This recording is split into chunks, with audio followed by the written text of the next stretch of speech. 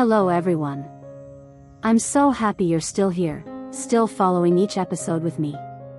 Today, I'm bringing you another chapter in the story of Lythieuca and Hoai, two people who thought they had already survived all the storms, only to realize fate still has a few more tests for them.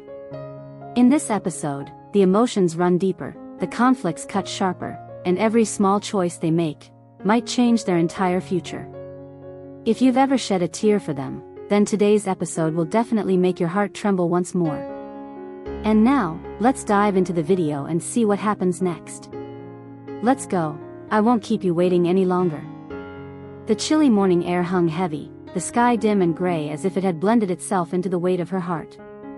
Hoai's mother stood hidden beneath the small awning outside the therapy center gate, her trembling hands gripping the straps of her cloth bag. She didn't dare walk closer, only dared to watch through the foggy glass where Hoai was helping Tony with his physical therapy exercises.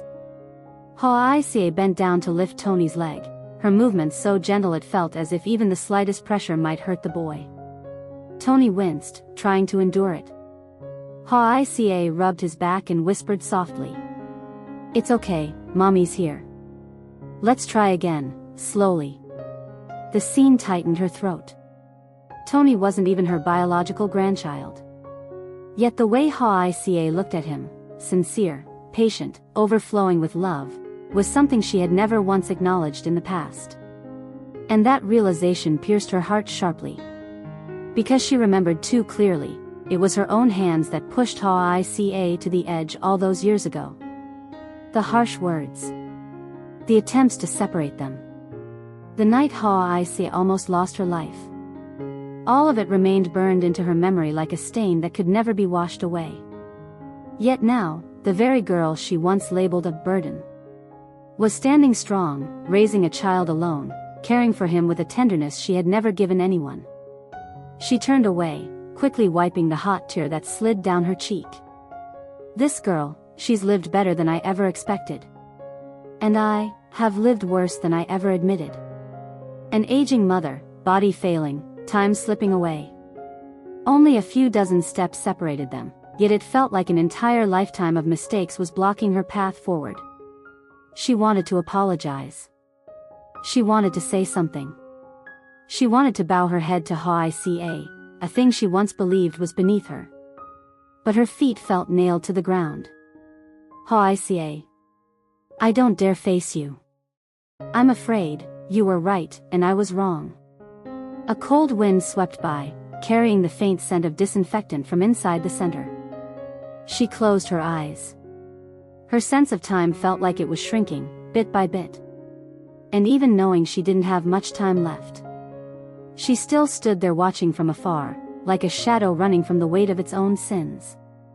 That afternoon, the sun was high, yet the wind felt strangely cold. She slowly walked to the front door of the small house where tieu and her daughter lived. It was the house CEO Hoai had given them, bright, tidy, and carrying the warmth of a real home.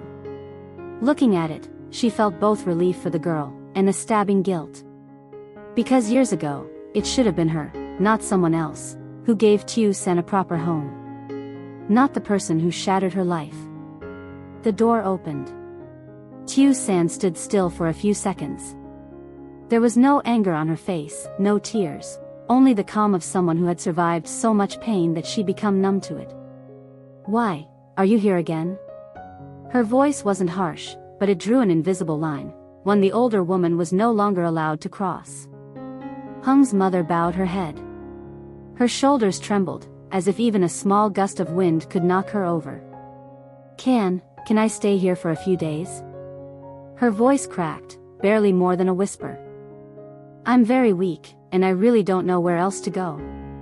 But the response came immediately, blunt, and painfully grounded in reality. "I'm sorry. I can't." No tears. No raised voice. No anger.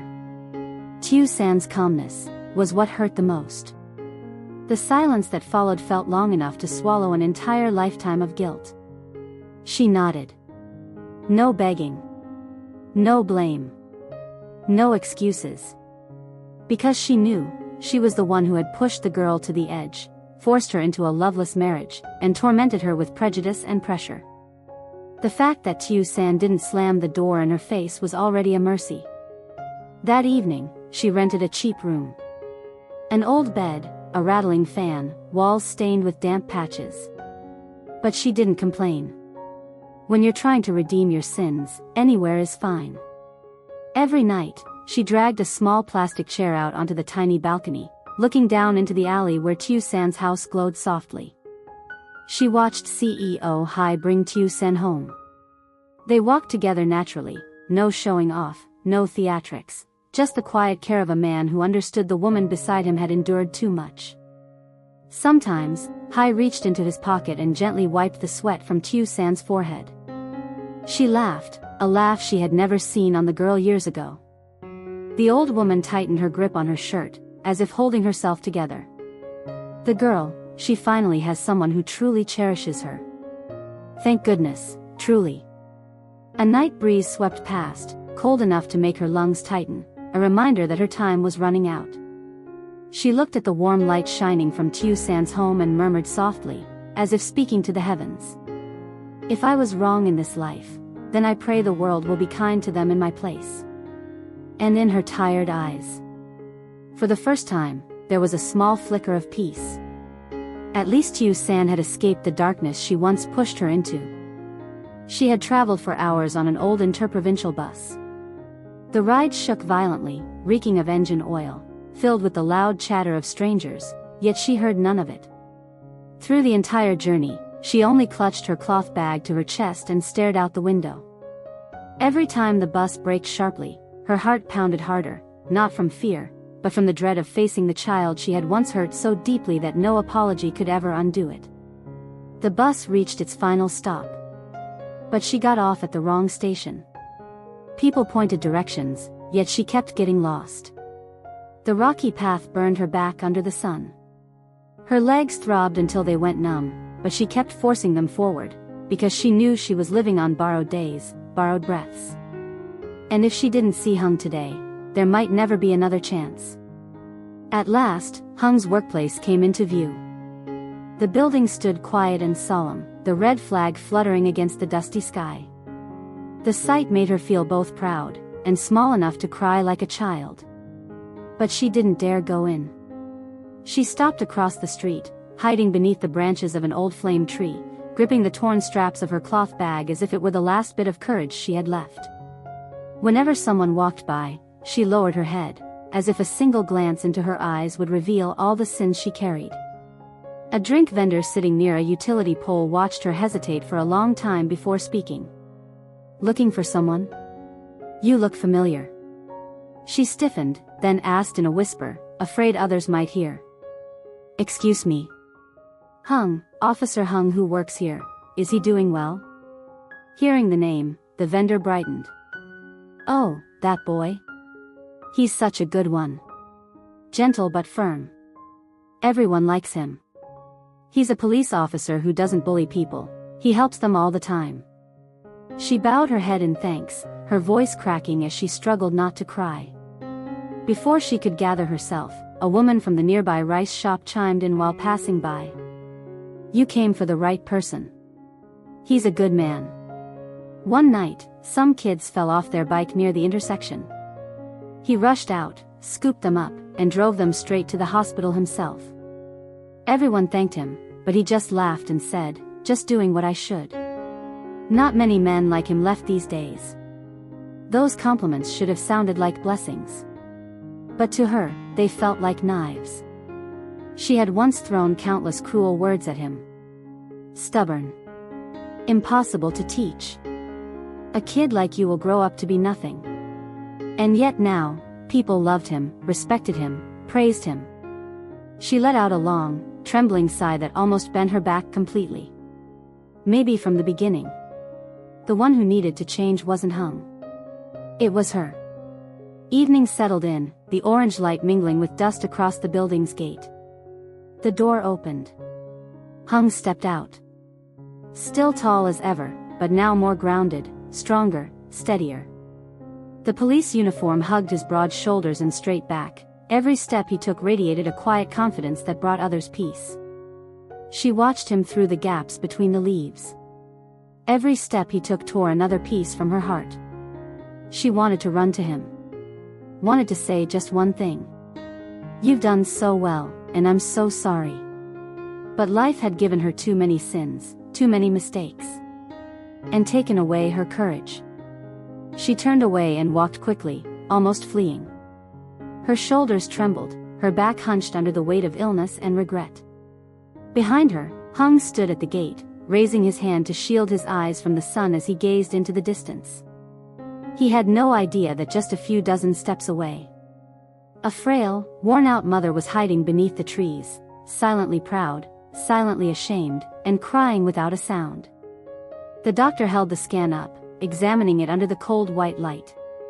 The silence stretched on so long that she could hear the faint vibration of the air conditioner on the ceiling. Finally, he set the film down on the table, took off his glasses, and spoke in a low voice, very slowly, as if he were carefully choosing the gentlest words. "At this stage, all we can really do is manage the pain. Medicine or further interventions won't buy much more time." The words fell heavy, like a boulder. Her hands shook violently as she held the result sheet. Her vision blurred, not from the illness, but from another kind of fear, deeper, sharper. She wasn't afraid of dying.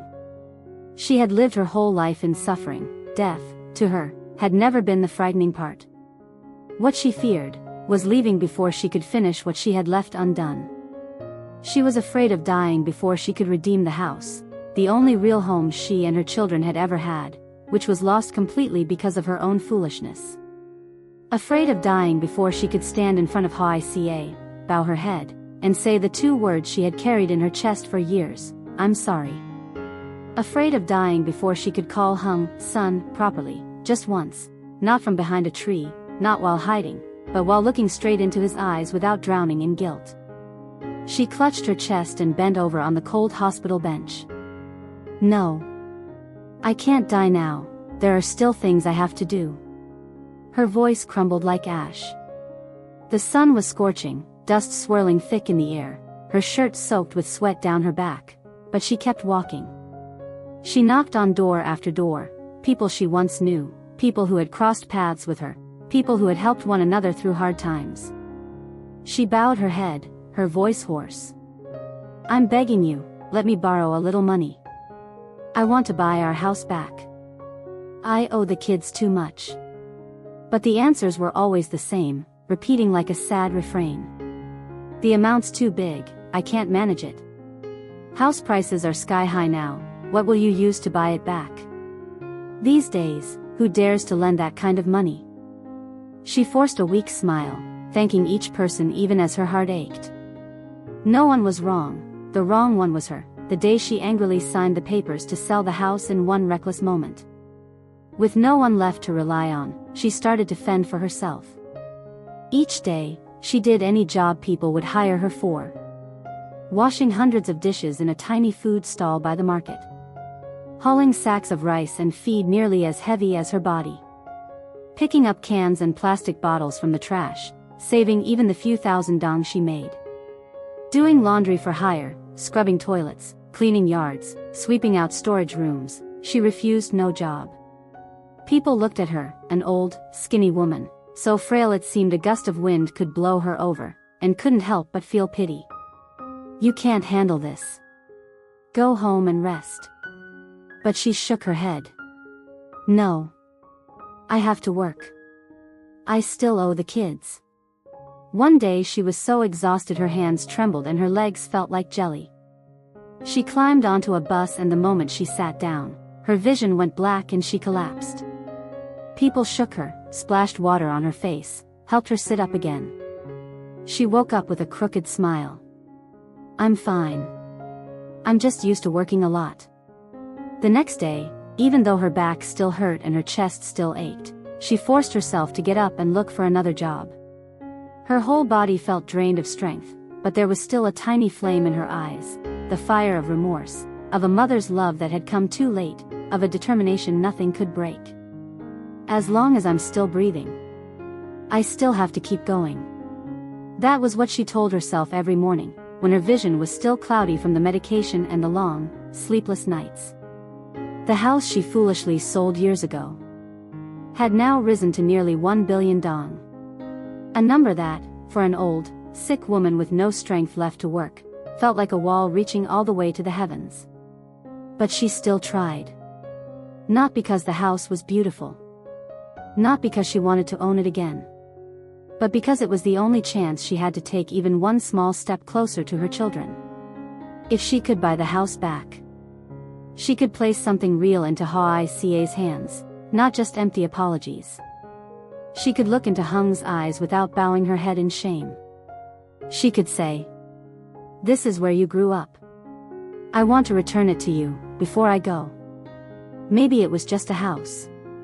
But to her, it was the only form of redemption she had left. Every night, sitting in her dim, yellow-lit rental room, she whispered her children's names in her heart.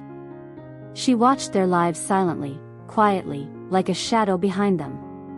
Hoai taking Tony to therapy, stronger and more patient than ever. Hung working at his unit, respected and loved by the people. Tieu building a new, peaceful life beside CEO Hoai. She saw it all. Remembered it all. And told herself, "I must not disturb their lives anymore. As long as they're happy, I can stay far away." She was afraid to step into their world. Afraid she would break the peace she had shattered too many times before. Afraid of the resentment in Hoai's eyes. Afraid of the disappointment in Hung's. But she couldn't stop worrying about them. A mother's heart, no matter how wrong, how broken, can never be cut out. That night, staring at her medical report lying on the table, she pressed her hand to her chest. Just one wish left, only one. Before her time ran out. Before her body collapsed for the last time. She only wanted to leave her children something kind, the one thing that could prove she was still their mother. But did she have enough courage to face Hoai, the girl she once pushed to the brink of death? Would Hung ever learn the full truth, before she lost the chance to open her eyes again? Everything lay ahead, hanging like a thin line stretched between life, death, and redemption. Tune into the next episode tomorrow to follow this heartbreaking journey. Make sure to follow the channel so you don't miss the moment she faces the final chapter of her life. Xin chào tất cả mọi người đã quay trở lại với kênh của mình. Hôm nay thì mình đang làm tập tiếp theo về video về câu chuyện của Hùng và Lythieuca. Bây giờ thì mình vẫn đang trong cái quá trình edit video và chưa có hoàn thành á mọi người.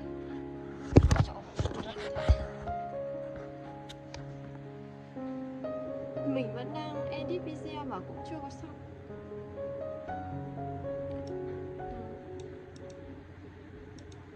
Bây giờ thì mình quay một video cuối như thế này và mình còn phải sau đó SEO đăng tải lên rồi hoàn thành video rồi đăng tải lên SEO kênh nữa. Và cảm ơn mọi người đã theo dõi video của mình hôm nay. Hy vọng là video này sẽ hay và ý nghĩa đối với mọi người.